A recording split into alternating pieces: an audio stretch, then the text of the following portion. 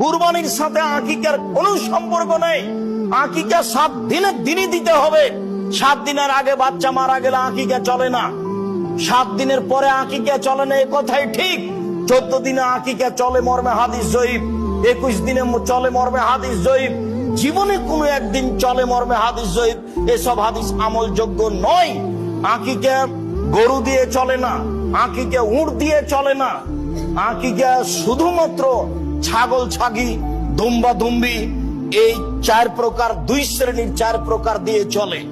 আর কুরবানি ছাগল ছাগি দুম্বা দুম্বি গরু গাভী মহিষ মহিষী উট উটনি সব দিয়ে চলে। গোস্ত দিতে বাধ্য। আশেপাশে যদি গরিব মানুষ না থাকে থাকে আর যদি না দেয় তাহলে এ গুনাহগার হবে, এ আল্লাহর আদেশকে মানেনি, এ কৃপণ, সে ক্ষতিগ্রস্ত হবে।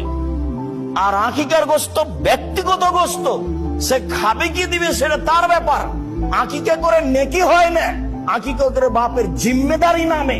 আর কুরবানি হচ্ছে নেকির কাজ।